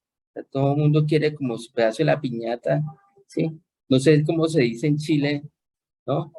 Cuando los niños chiquitos en los cumpleaños parten, ¿cómo? Y siempre hay alguien que quiere todo. No sé cómo se dice en Chile. Que ese que da palos de ciego hasta que va La piñata. La piñata, La piñata, ¿sí? sí. O sea, una vicerrectoría es una especie de piñata, ¿sí? A ver quién le pega primero y cuando caiga eso es para mí. Pues Gasuso. ahí es donde está la racionalidad. Ese es el gasuso. ¿El ¿El qué? Gasuso. Lo quiere todo para él. Exacto. Bueno, seguimos. Muy bien. Entonces vamos a compartir pantalla. Pongamos otra vez, no sé si están la compartición de pantalla. ¿Sí? ¿Están viendo mi pantalla? Sí. Segundo campo de acción de la perspectiva. Eso estamos viendo. Bueno, ¿Está bien? entonces vamos a ver una rueda de campos de acción. O sea, la perspectiva se expresa en distintos tópicos. Un campo de acción es un conjunto de acciones que se hacen en un terreno pues determinado. Entonces, la perspectiva tecnológica. Entonces, ¿qué le preocupa? Se define por la OECD como un conjunto de intentos sistemáticos para mirar a largo plazo el futuro de la ciencia, la tecnología, la economía y la sociedad, con el fin de identificar aquellas tecnologías que probablemente generen los mayores beneficios económicos y sociales. Entonces, se trata de identificar las principales actividades estratégicas para el desarrollo futuro de un país y las tecnologías asociadas. Bien, entonces, por ejemplo, como está en el campo de la experticia y la evidencia, entonces se utiliza Delphi, paneles científicos, hojas de ruta, escenarios, etcétera. Y hay un conjunto de instituciones del mundo que son las que mejor hacen eso, que son las que les pongo ahí, ¿sí?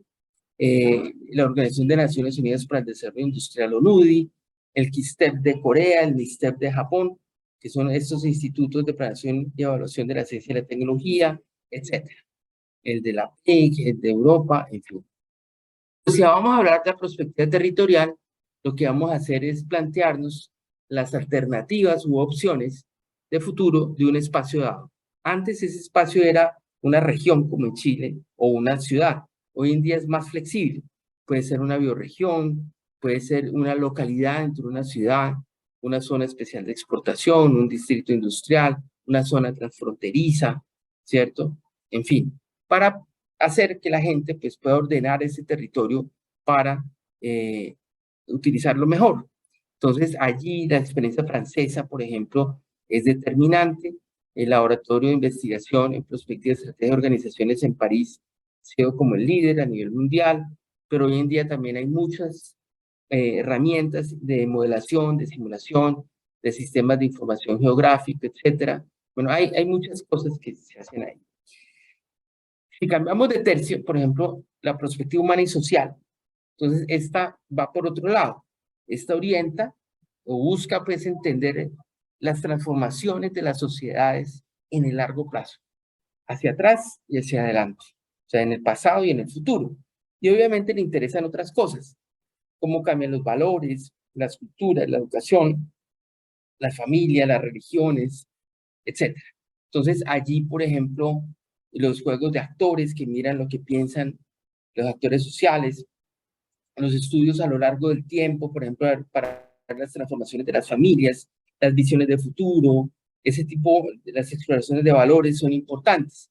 ¿A quién le interesa eso? Bueno, por ejemplo, UNESCO, que antes tenía una unidad prospectiva muy enfocada en el futuro de las culturas, hoy en día está sobre el tema de lo que ellos llaman la disciplina de la anticipación, y está regado sobre todo en universidades que no son principales dentro de la corriente económica, pero que son bastante importantes en este medio.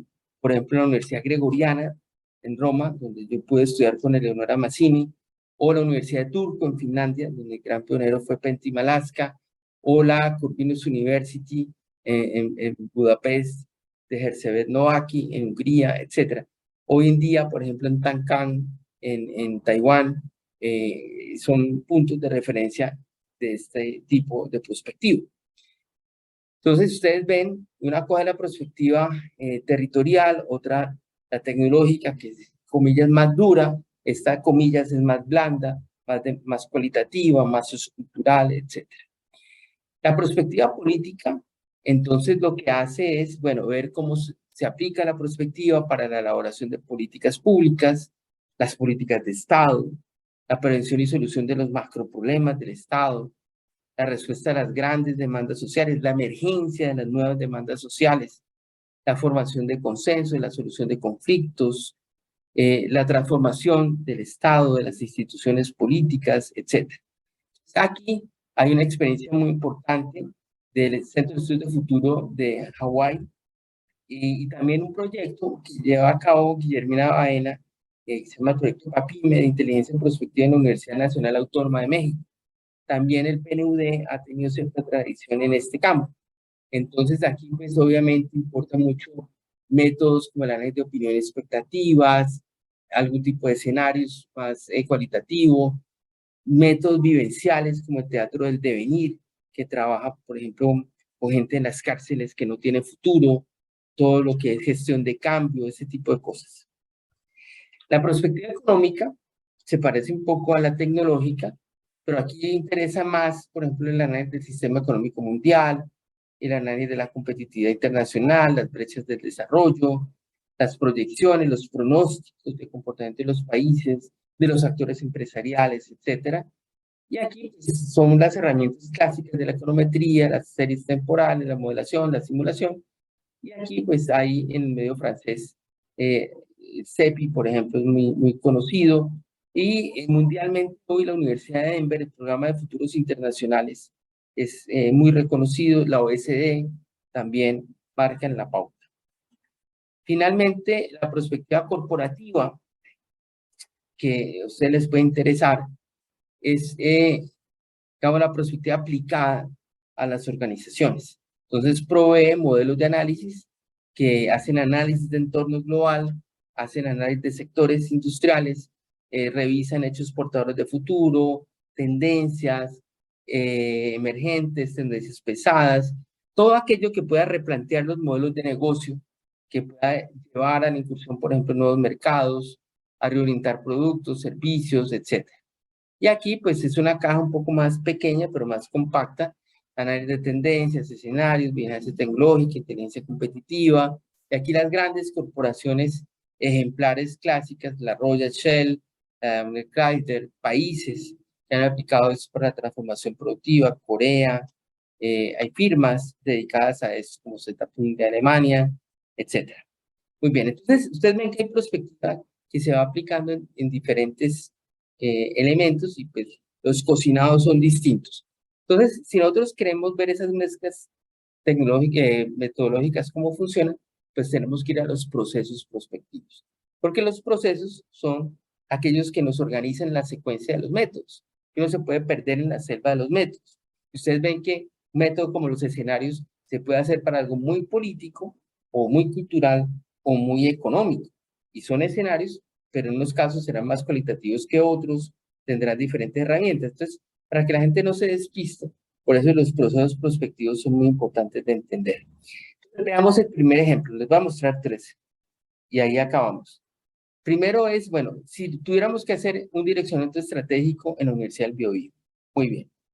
Entonces, aquí, pues, los 3 mandamientos en la estrategia dicen, bueno, lo primero es hacer un análisis estratégico interno y externo de la entidad y de su entorno y el sector de la educación superior.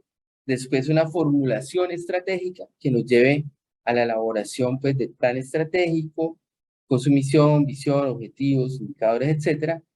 Y la implantación, que ya es el proceso de cambio que vamos a hacer, que nos debe llevar un tablero de mando con nuestros instrumentos, etcétera, y preparar a la organización para que esto sea un ejercicio circular. Muy bien. Entonces, ahí hay unas preguntas claves. Supongamos que vamos a trabajar no en todo el ámbito de la universidad, sino en la vicerrectoría de investigaciones. Bueno, esta mezcla, que es una mezcla de planeación estratégica y prospectiva, es unas preguntas básicas. ¿De dónde venimos?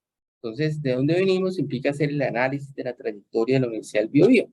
Bueno, para entender sus logros, la acumulación de conocimiento, cuáles son las áreas de investigación, desarrollo tecnológico e innovación más importantes, las menos relevantes, las emergentes, las que maduraron, las que no producen, las que sí producen, cuál es la productividad, la comparación internacional, nacional, bueno, toda esa data.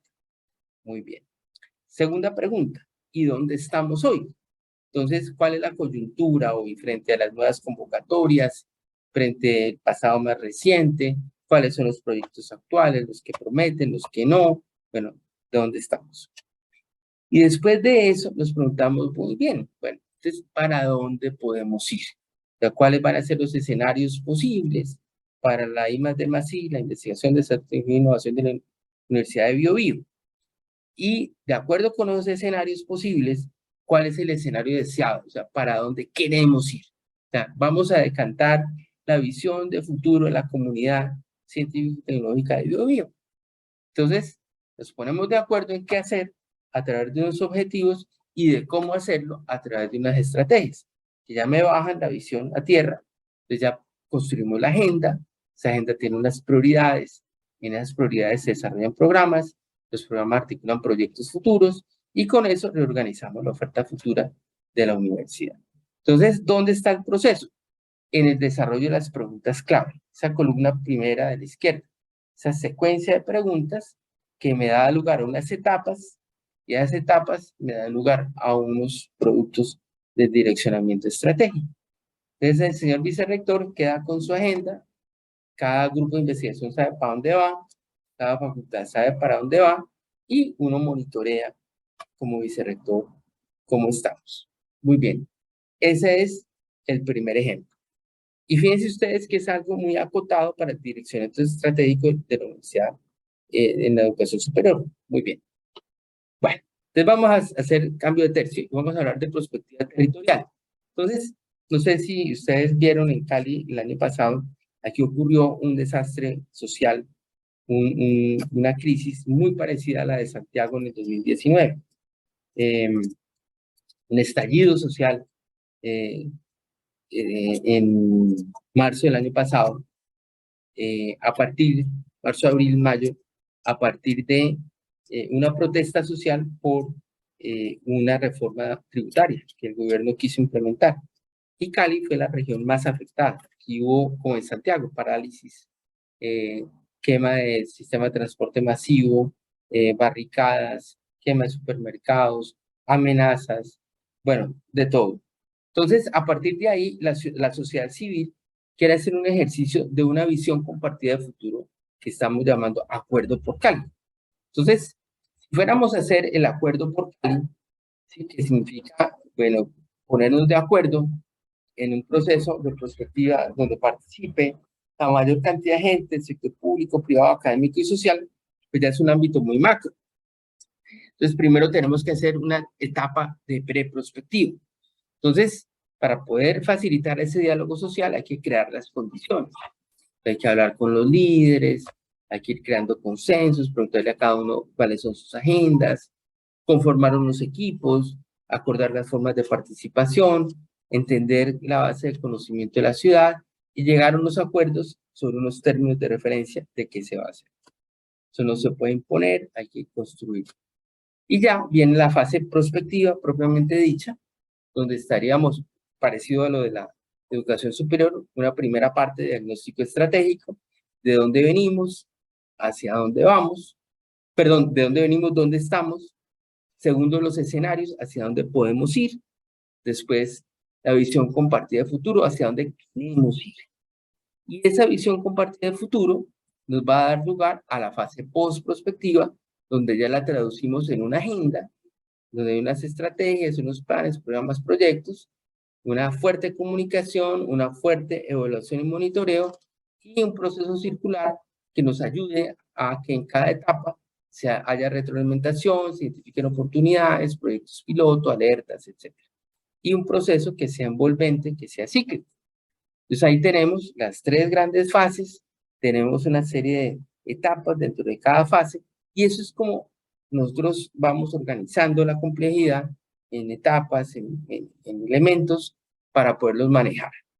Entonces, para poder hacer la interrogación sistemática y organizada. Muy bien. Entonces, fíjense que una cosa es algo muy delimitado, muy experto en la universidad, otra cosa es esto, que es más abierto, más caliente, más participativo, más territorial. Y si fuéramos a hacer, digamos, un análisis para un sector, y con esto vamos a acabar, un sector, fuéramos a hacer, por ejemplo, un tema de la agenda ambiental de la industria automotriz, por ejemplo, aquí les voy a contar brevemente cómo fue una tesis de grado de dos colaboradoras, Tatiana Bermúdez y María Cristina Figueroa. Entonces, de un estudio anterior que habíamos hecho para la industria automotriz, habíamos concluido que esta era una prioridad dentro de la industria colombiana, a la par de otras, pero teníamos que identificar las tecnologías ambientales más relevantes para el país. Entonces, esta tesis de grado está amarrado al estudio que habíamos hecho para la Asociación Nacional de Industriales, que aquí se llama la ANDI, Cámara Automotriz, y los ensambladores de autopartes, que estaban en otra asociación, otro gremio privado, que se llama ACOLFA, la Asociación Colombiana de Fabricantes de Autopartes, Mincomercio en Colombia y Colciencias, que era el predecesor del actual Ministerio de Ciencia y Tecnología. Muy bien, entonces vamos a ver cómo hicimos el tema de las tecnologías ambientales. Entonces, aquí combinamos varias herramientas de gestión tecnológica. Entonces, lo primero es el diagnóstico, mirar el contexto general de la industria automotriz. Entonces, para el análisis del entorno, pues, por ejemplo, se utiliza el escaneo o, digamos, barrido de tendencias importantes en la materia, se hace una revisión de la literatura científica, se analizan las macro tendencias, se mira el análisis estadístico para ver los hechos y los datos y entender las tendencias y los factores de cambio. Y con base en eso, establecemos un perfil tecnológico que nace de la revisión bibliográfica y el análisis estadístico, la que nos muestra en el campo internacional cuáles son los campos más importantes de desarrollo de la industria, las tecnologías claves, etc. Bueno, hasta ahí vamos en el entorno mundial. Y de eso, ¿cómo lo traducimos a las oportunidades tecnológicas para la industria nuestra, de la colombiana, porque ese repertorio internacional es distinto para cada cual. Una cosa es lo que puede capturar de mercado Corea que nosotros. Nosotros tenemos todavía industria automotriz, es pequeña, pero se defiende en el plano latinoamericano. Entonces, bueno, para focalizar los temas clave, que es lo que le importaba a la industria colombiana, entonces se identifican las tecnologías claves y críticas, se hace análisis de tendencias tecnológicas allí, en esos focos de interés, se hace un mapa tecnológico, que ahora se los muestro, se hace una consulta tipo Delphi con las empresas pertinentes y con toda la información se lleva a un taller de expertos de la industria para que ellos hagan su menú de prioridades. Y a esas prioridades las llevamos a hacer una vigilancia tecnológica e inteligencia competitiva de detalle para mirar los programas como Vantage Point, la minería de datos, la bibliometría, la sexometría, o sea, cómo están pues, las tendencias en las revistas científicas, en las bases de datos de patentes, de capacidades del país, capacidades científicas y tecnológicas en esas tecnologías críticas. Y con eso hacemos la formulación de la agenda, que ya es la respuesta final. Ahí pues traemos el panel de expertos de la industria, hacemos un análisis estratégico y se define un portafolio de proyectos que ataquen las líneas tecnológicas principales. Y ese conjunto se llama, ese paquete se llama una agenda de investigación, desarrollo tecnológico e innovación ambiental de la industria automotriz. Muy bien. Entonces, ¿cuáles son los productos? Entonces, por ejemplo, es el mapa tecnológico. Esto se lee de derecha a izquierda, pues es una metodología que copiamos de los coreanos. Entonces, hay un poco, digamos, esto es como el arte de agrupar. Uno encuentra la información completamente parcializada en micro, uno la va agregando. Entonces, encontramos que había 6 grandes áreas tecnológicas para este mapa tecnológico. Diseño y procesos de manufactura, nuevos materiales, combustibles alternativos, propulsión alternativa, propulsión tradicional y electrónica, y tecnología de información y comunicación. Entonces, si uno mira, aquí están las líneas que corresponden a cada área. Entonces, por ejemplo, nuevos materiales, está biomateriales, biopolímeros, pinturas respetuosas con el medio ambiente, materiales de reciclaje y reuso, materiales biodegradables, materiales inteligentes que eliminan productos tóxicos de su composición, etc. Aquí están los verdes y así sucesivamente. Entonces, cada familia, o sea, cada área tecnológica viene con sus tecnologías y cada tecnología con sus líneas tecnológicas. Bueno, ¿y a dónde apuntan estas 6 áreas? A 4 grandes factores direccionadores de la industria, que son, en estos, pues de hace una década, pero sigue muy vigente, el cambio climático, o sea, la respuesta con estas áreas tecnológicas para el cambio climático, las fuentes alternativas de energía, la movilidad verde, que hoy llamamos movilidad sostenible, y la conciencia verde. Entonces, esto pues se propone una visión para la industria nuestra, ya que es vehículos, sistemas de propulsión, materiales y procesos de manufactura sostenibles para satisfacer las necesidades de la sociedad, la industria y el medio ambiente, operando dentro de un sistema de transporte óptimo e integrado. Entonces, esto que parece muy sencillo de ver, pues es fruto de un trabajo largo y minucioso, pero esto es lo que ofrece la oportunidad de hacer una agenda. Entonces, si nosotros queremos traer múltiples grupos de investigación de todo el país a esta agenda, pues simplemente le decimos, bueno, ¿usted a qué le pega? O sea, ¿usted me puede ayudar con qué? Con las mostazas, las moradas, las verdes, las azulitas, las más verdes. ¿Usted dónde se ve ahí? ¿Cierto? ¿Usted dónde puede contribuir? ¿Sí? Y con la industria también seleccionamos las que les parecían las más importantes para ellos, que es donde se subrayaron aquí en rojo al final. Entonces, pues al final pues queda una hoja de ruta, porque ellos priorizan cuáles necesitan de corto plazo inmediato, cuáles de mediano, cuáles de largo plazo. Entonces uno cruza oferta y demanda, entonces uno mira cuáles son las fortalezas y debilidades frente a este mapa tecnológico específico y cómo estamos frente a cada uno de los direccionadores y qué tenemos para abordar cada área tecnológica que no tenemos para abordar cada área tecnológica y cómo nos identificamos todos en esa sombrilla que es la visión. Muy bien.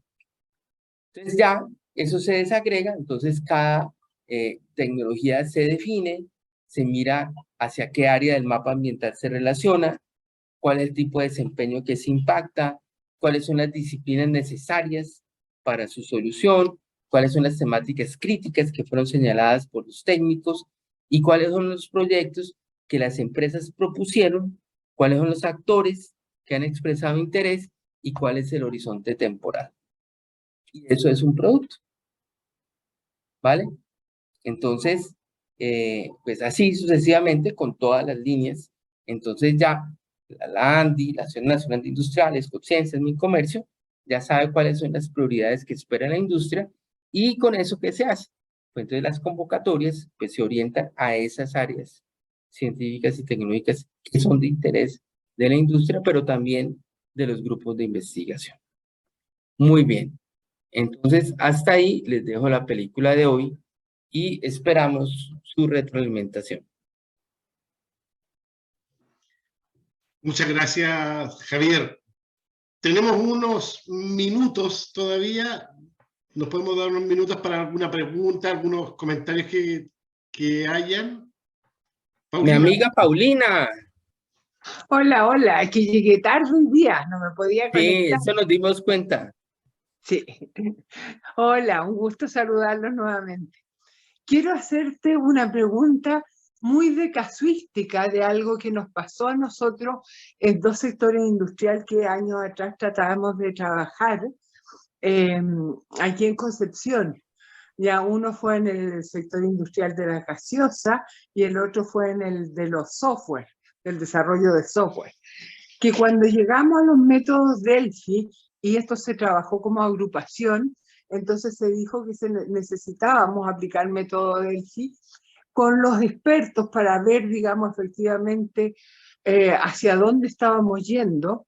Tuvimos mucha reticencia de parte de las empresas en, entre comillas, si me permite la expresión, que nos facilitaran a los altos ejecutivos. No sé si alguna vez les ha pasado algo así. En el fondo, como que la empresa no eran capaces de mirar por el bien del sector industrial lo que iba a implicar el estar esos días o esas horas trabajando para el sector y no para la empresa. Pues mira, en el caso de este estudio que te cuento que hicimos para la industria automotriz, del cual se desprendió esta parte que es lo de la agenda ambiental, pues el punto es que esa demanda vino de ellos.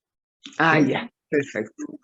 O sea, la necesidad vino de un estudio previo de una consultoría que había hecho McKinsey para el gobierno, para el ministerio que allá creo que se llama de la producción, que se llama así, y que identificó que la debilidad principal de la industria era automotriz, era la parte tecnológica, que requerían una respuesta pues, en términos de un centro de desarrollo tecnológico en la industria automotriz.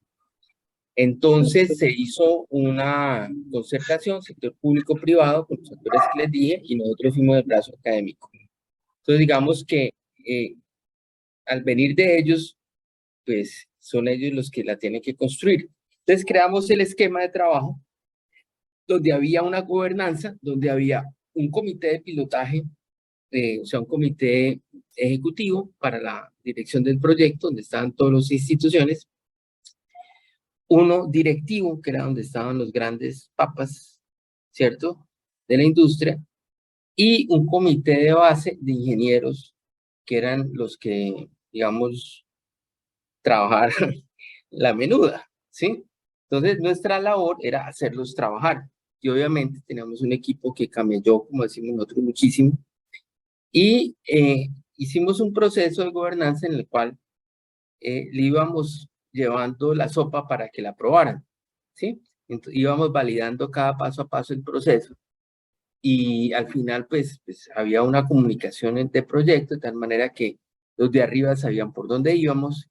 Y la regla de juego era que si alguno se oponía, pues tenía que decirlo a tiempo, ¿sí? No que llegáramos al final, pues, y no les gustara la sopa. Entonces, pues funcionó, ¿cierto? Nos demoramos un poquito más por diferentes vicisitudes, pero lo hicimos, ¿sí? Después diseñamos el centro, con todo eso, diseñamos el Centro de Desarrollo Tecnológico de la Industria Automotriz. Después hicimos una nueva etapa, que fue un proyecto del Sistema General de Regalías para diseñar la unidad de estandarización, homologación y pruebas del centro. Y después hicimos un proyecto estratégico que habíamos visto antes, que era la del bus eléctrico colombiano, ¿sí? O sea, que fue una colaboración que duró mucho tiempo. Y duró mucho tiempo porque ellos se dieron cuenta, pues obviamente había líderes de la industria que eran grandes innovadores, que esto les gustaba, y que metieron la ficha, o sea, la plata, se metieron todo al liderazgo de esto, y funcionó, ¿cierto? Funcionó. Entonces, pues, obviamente sin conflictos, pero funcionó.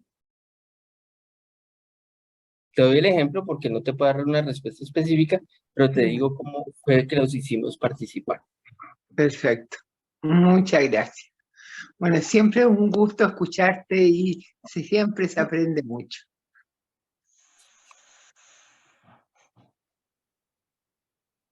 Gracias. ¿Sí? ¿Alguna otra pregunta por ahí? Acaba de acertar allí. Yo creo que hay que Paola, ¿estás madurarlo. allí? Sí. Hay que madurarlo, Ariel, esto primero antes de hacer las preguntas, porque es un gran cambio en nuestra manera de pensar y de solucionar problemas, digamos. Entonces, tiene que ver con muchas cosas. A medida que Javier iba hablando, yo iba tratando de relacionarlo con todo lo que yo hago, lo que enseño, lo que he hecho en mi vida, y escucha que se conectan todo se conecta, ¿te das cuenta? Entonces, eso poder ahora internalizarlo es difícil, pues. Cuando uno ha venido haciendo las cosas por partes, juntar todas las partes y hacer un rompecabezas con 10 rompecabezas distintas, las piezas no enganchan unas con otras. Entonces, hay que ver cómo vamos puliendo las piezas, cómo le vamos cambiando la y le vamos dando sentido a todo esto. Que, Javier, no estás cambiando la manera de ver las cosas, digamos, ¿ya? Entonces, yo creo que De eso se trata. necesito aire y reflexionar, digamos, pensar. ¿No? Vale. Pero ¿Ya? Eduardo, sí, Pero es sí, fantástico, fantástico, lo encuentro maravilloso. Yo, Ariel, te agradezco sobre todo a ti que nos invitaste a este proyecto, ¿ya? Que nos incluiste y nos permitiste, como dijo Paulina, disfrutar de lo que nos está enseñando Javier, digamos, porque coincido con mi amiga, es un gusto escucharte, digamos, la claridad que tú tienes. Escucha, yo digo, ¿por qué no haberte escuchado hace 20 años atrás? ¿Ya? Pero sí, yo creo que las cosas son en el momento preciso. Entonces, en este momento estamos en esto y esto es lo que corresponde en este momento. 20 años atrás no te hubiéramos dado pelota, la verdad es. ¿Ya? vale, pero Eduardo, si yo te diría, o sea, juguemos a la acupunturista, ¿vale? Entonces, en vez de hablar de todo, dame tres agujas así, dime 3 cosas en las cuales se da ese cambio en mentalidad. Bueno, en algo que ya Linet, Paulina y Ariel lo señalaron, en los acuerdos, la permanencia del sistema, en que, y no es algo nuevo, porque yo lo viví cuando fui a Valencia hace algunos años a conocer el sistema de innovación valenciano. Todo parte por la permanencia de las iniciativas, pero también de la gente y el desarrollo de confianza entre los distintos actores. Y eso es uno de los primeros cambios que nos va a costar mucho lograr. Segundo, el que también se dijo, el que no te exijan resultados inmediatos, sino que, claro, tú puedes mostrar algunas cositas inmediatas, pero esto es algo de largo aliento, es un cambio cultural. ¿Ya? Y tercero, en que para que resulte hay que masificarlo. ¿Ya? O sea, este grupo que estamos acá debería replicarse por 100, por 200, por 300 a corto plazo. Esos son los 3 elementos que yo te señalo. A ver, recuérdame, cambio cultural, Cambio cultural, masificación. desarrollo de confianzas permanentes en el tiempo y masificación de la forma de pensar, digamos, del nuevo enfoque. Entonces, fíjate, Ariel, que este tipo de conclusiones que van saliendo deberían ser parte como clave de la relatoría general, porque esos son los puntos más importantes que quedan al grupo para el nuevo ciclo o el siguiente ciclo, para identificar estos asuntos críticos y trabajar sobre ellos. Sí, o sea, de hecho, a lo que apunta Eduardo respecto de cómo lo masificamos después, precisamente este proyecto cuando lo vimos como algo, como una experiencia piloto pequeña, pero hacer, conformar un núcleo que después salga a difundir, ¿ya? Y para eso, primero consolidarnos como equipo, nosotros, un equipo vocal, ¿ya? Pero luego a partir de eso ir desarrollando aplicaciones, porque acá en Chile yo, junto a los factores que Eduardo identificaba, yo quisiera permitirme agregar uno que a mí me preocupa mucho acá en nuestro país y que dice relación con que a nosotros nos gana el sentido de competencia por sobre la cooperación. ¿Ya? Eso nos gana siempre. Entonces, ¿qué es lo que ocurre? Que rápidamente cuando empiezan a emerger ciertos beneficios producto de la cooperación, rápidamente alguien trata de capturar ese beneficio y llevárselo. Y entonces todo el esfuerzo de cooperación se rompe y comienza de nuevo la cadena de competencia.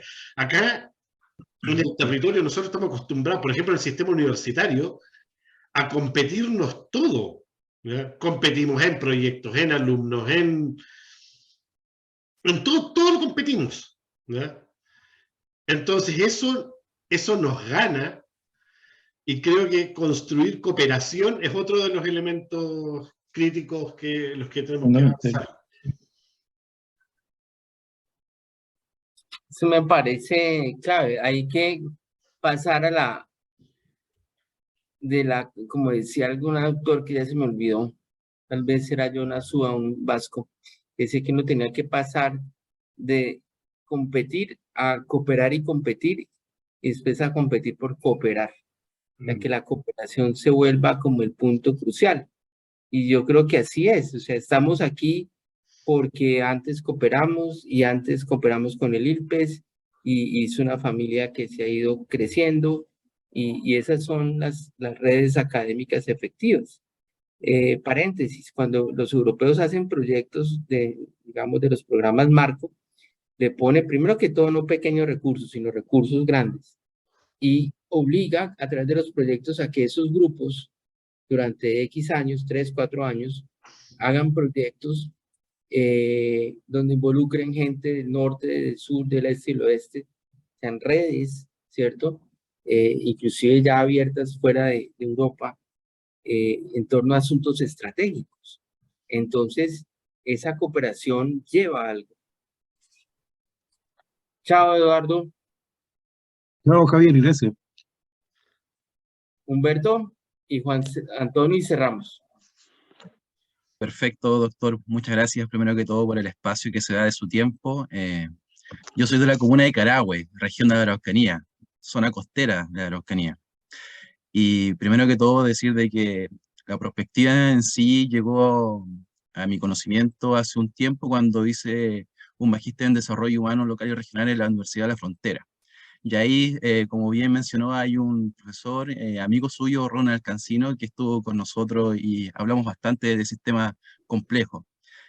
También ahí, en esos mismos ramos, estas asignaturas, estuvimos con Ismael Tolosa y trabajamos prospectiva.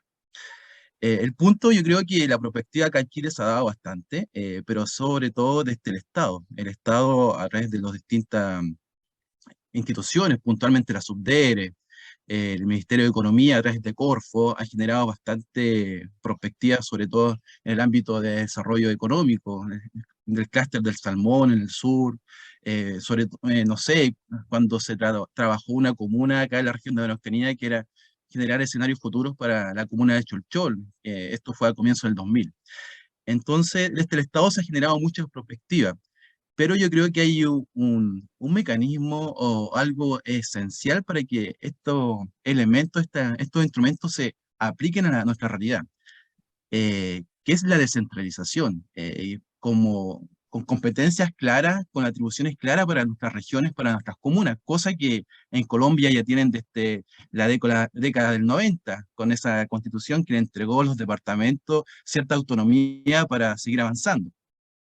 Entonces yo creo que en Chile existen varios ejemplos, pero muchas veces estas participaciones con los actores territoriales, desde el sector público, local y también el sector privado, aquí se genera una tríada desde el Estado, la comunidad y el mercado.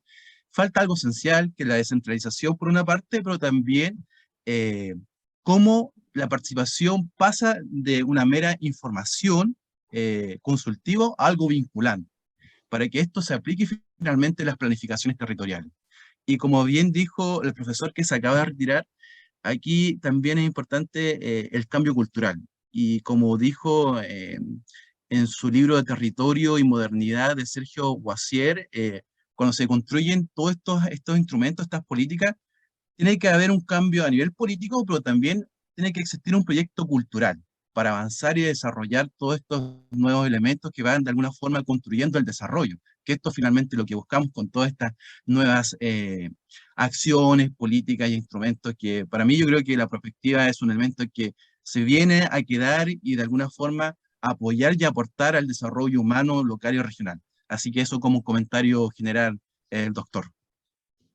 Gracias, Humberto. Sí, por eso mencioné también al amigo Ronald, ¿no?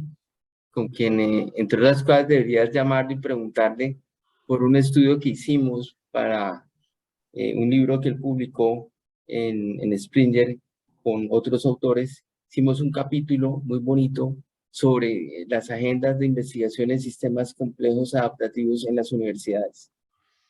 Dale. Vale, muy bien. Por último, Juan Antonio. ¿Te podemos ver, Juan Antonio? Bueno, ahora me van a ver. Ay, ¿qué le? Ahí sí. Ahí sí. Ay. Ahí sí. Ahora sí. Ahora me ven. No, tres cosas. Bueno, yo vengo de un gremio que es del comercio, que es un gremio muy competitivo.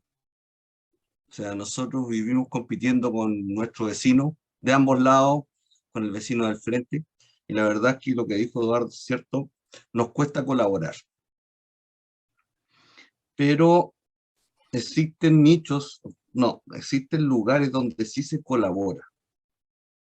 Yo siempre pongo el ejemplo de por qué los vendedores de repuestos de auto están todos en la misma calle en la ciudad. Y normalmente son 2 a 3 cuadras. La mentalidad antigua nuestra era que ojalá yo estuviese instalado y no hubiese ningún competidor cerca. Esa era nuestra mentalidad. Pero la mentalidad, yo creo, es difícil el cambio, pero ha ido un poco cambiando. Porque no son solamente los vendedores de repuestos de auto que se juntan en un solo lugar y colaboran, porque la primera misión es que llegue el cliente. Por eso se juntan y colaboran entre ellos, para generar un lazo de que el cliente vaya y entienda que ahí encuentra la solución a sus problemas. Porque ese es el punto. De repente nos encontramos que sectores gastronómicos también se agrupan. Entonces generan el polo para que el cliente vaya y elija. Y ahí empieza la competencia. La competencia después que el cliente llegó. Porque antes no se puede competir. Entonces primero, o sea, no son incompatibles, lo que quiero llegar es que no son incompatibles el colaborar y competir al mismo tiempo. Son dos planos paralelos. Se pueden hacer juntos. Ahora, que cambiar nuestra mentalidad de que nosotros estamos acostumbrados como país a competir con todo lo que se mueva y lo que no se mueva también, no es fácil. No es fácil instalar esta perspectiva de que oye, júntate con tus demás competidores y forma un polo. No es fácil. Por eso creo que los programas de perspectiva, de lo que tú planteaste, cuando se implementan, son cambios culturales, como dice Humberto, como dicen otras personas que han participado. Y esos cambios son lentos. Y las personas tendemos a buscar siempre los beneficios de corto plazo. Entonces, ¿cómo preparar los programas de forma de que vayamos entregando pequeños beneficios? Tú en un minuto lo señalaste, pequeños beneficios, ¿ya? De forma de que, el grupo, ¿ya?, vaya sintiendo que esto funciona, que este cambio funciona. Yo creo que ahí está un poco la forma de abordar, porque si no la gente se nos cansa. Se nos cansa porque no ve resultados a lo mejor en 2, 3, 4 años. Tenemos que buscar, creo yo, ese proceso de cambio con pequeños beneficios incrementales, que vayan apareciendo incrementales y se puedan ir incorporando inmediatamente, de forma que sea palpable. El beneficio tiene que irse palpando, y eso hace también que la comunidad o el grupo intervenido se sienta más proclive a participar, a seguir participando, a seguir cooperando y a seguir desarrollando el programa. Eso un poco quería, porque yo entiendo lo que planteó Eduardo, que la dificultad está, ¿ya? La dificultad del análisis lo podemos hacer, es complejo, es cierto, hay que juntar muchas cosas, como dijo Eduardo, muchas rompecabezas que giran, ¿ya? Y después hay que armarlos todos juntos, entonces es como complejo. Pero yo creo que, fíjate que yo tengo la sensación que ese análisis sí se puede hacer, ¿ya? Pero más complejo es la implementación, y eso es lo que a mí me preocupa, la implementación de los cambios para que no se vuelva atrás en un momento dado, que sea incremental y que se vayan palpando los beneficios. En algún minuto esa perspectiva quería agregar, se hizo muy fuerte en Chile. En los años 80, cuando existía Odeplan, tú lo mencionaste. Odeplan sí planificó mucho, sí pensó hacia adelante. Y también ahí se aplicaba, en Chile todavía se implica en parte eso de que tú becas a una persona, a una universidad extranjera, con un doctorado, y después, como te becaba Odeplan te decía dónde tenías que cumplir. Era como un grupo, o sea, ellos aglutinaron y decían, postule aquí, vaya, yo lo financio, cuando vuelve yo le digo, vaya al hospital o vaya a la universidad, ¿ya? A tal universidad a hacer clases. Eso se hizo. Ahora creo que está un poco más dejado al lado ese sistema, que me parece que es muy, muy importante, ¿ya? Eso.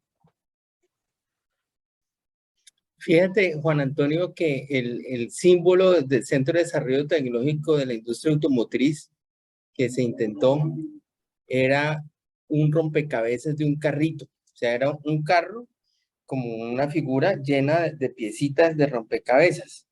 Y el proyecto Bandera, que fue el bus eléctrico como materialización, era un bus que todos los autopartistas se comprometieron a hacer. Y se puso en el terreno y se comenzaron a construir y elaborar y todo. Y precisamente con la lógica que tú señalas, que cada uno tenía un rol que cumplir, ¿cierto? Y digamos, colaboramos y se hizo durante un tiempo muy importante hasta que el cambio de reglas de juego del sistema de ciencia y tecnología nos quitó los incentivos. Y ahí se nos acabó el juego, porque ya a los autopartistas y a los ensambladores le quedaba más difícil los recursos para inversión. Pero ese es otro tema. Pero sí, la idea es esa, ensamblar el rompecabezas. Muy bien. Bueno, entonces hasta la próxima, en la misma hora y por el mismo canal. Muchas gracias, Javier. Chao, chao.